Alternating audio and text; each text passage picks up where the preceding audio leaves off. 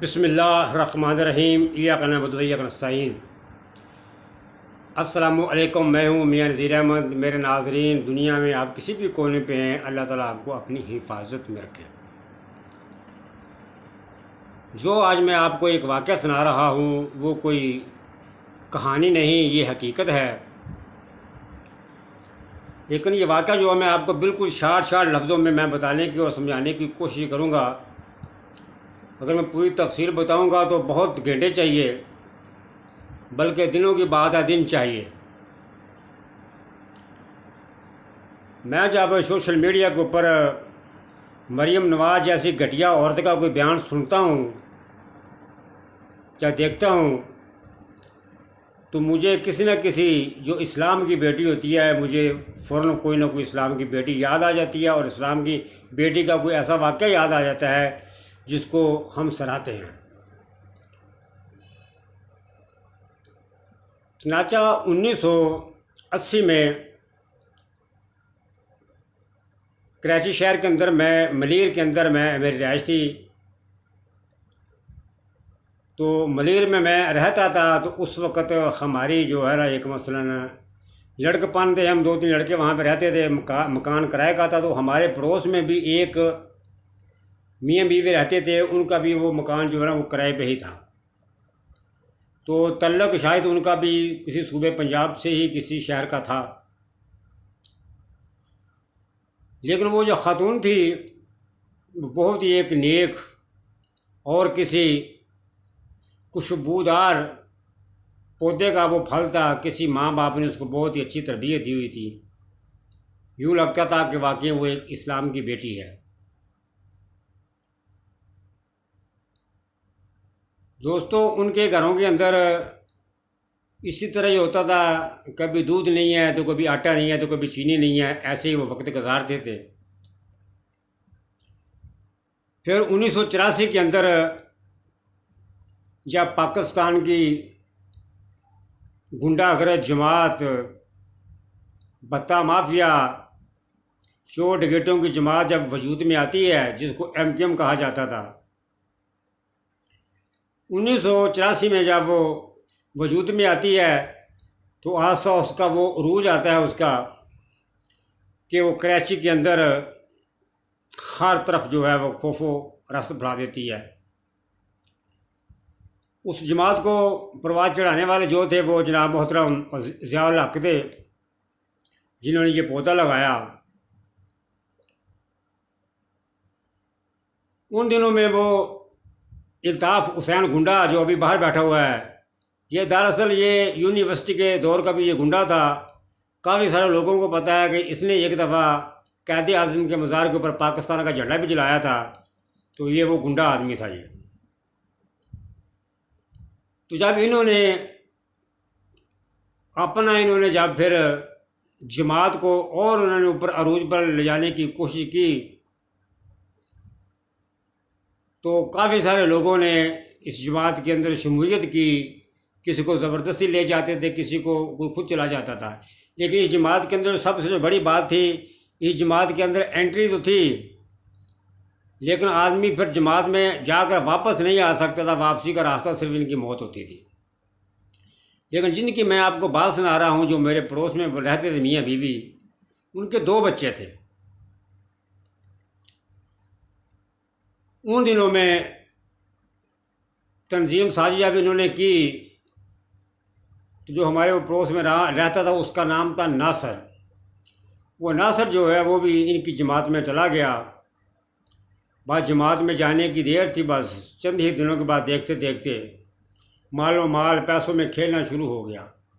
لیکن اس کی جو بیوی تھی وہ واقعی کسی اچھے ماں باپ کی بیٹی تھی، وہ جنہوں نے اس کو تربیت دی تھی۔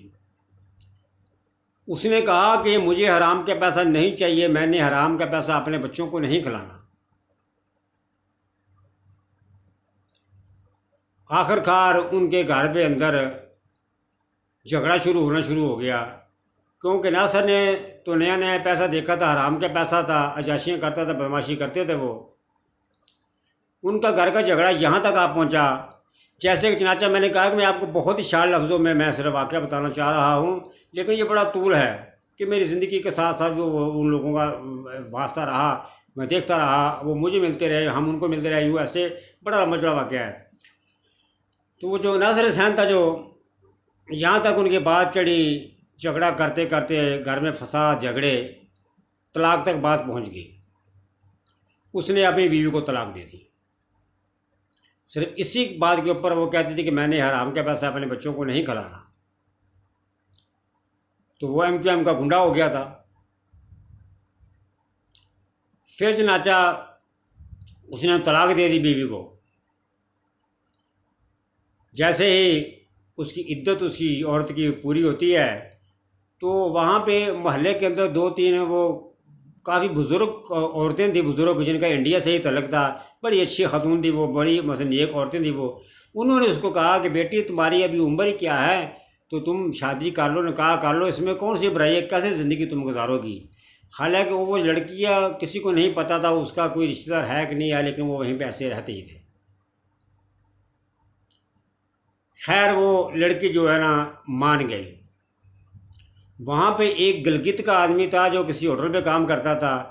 کافی محلے والوں نے کہا کہ یہ بہت نیک آدمی ہے اور لڑکا اچھا ہے، بہت ہی محنتی ہے، تو بہتر ہے کہ طرح اس کے ساتھ طرح نکاح کر دیتے۔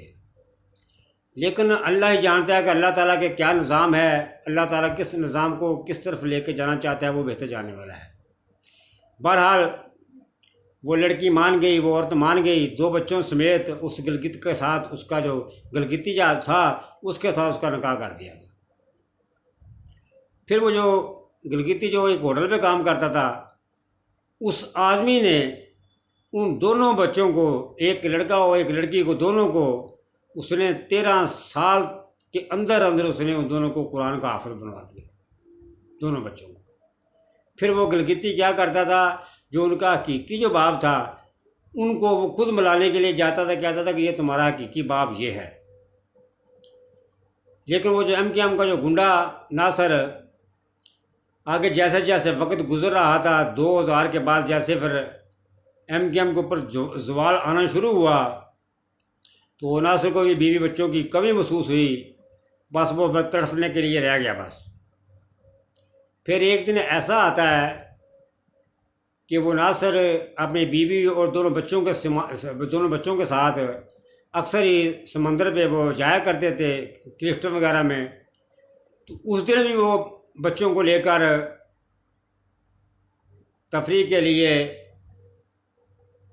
سمندر پہ چلے جاتے ہیں۔ لیکن قدرت کا نظام ہے جو بہتر جانتا ہے، لیکن وہ نہانے کے لیے جب بیچ میں جاتا ہے ناصر، تو بس پتہ نہیں وہ سمندر کے اندر سے وہ کہاں سے لہر آتی ہے جو اس کی موت کا سبب بن جاتی ہے۔ ناصر حسین وہاں پہ سمندر کے اندر، سمندر کی لہروں میں ہی دم توڑ دیتا ہے، تو اس کی لاش کو پھر نکال لیا جاتا ہے، لیکن رون دھون لگا رہتا ہے۔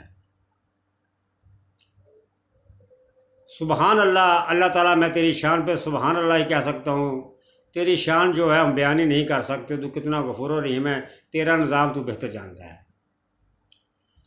اس کو دفنا دیا جاتا ہے، جو گلگتی ہوتا ہے اس کا بھی کوئی نہیں پتہ ہوتا اس کو آگے پیچھے ہے کوئی نہیں کوئی ہے، اس کو بھی وہاں پہ دفنا دیا جاتا ہے۔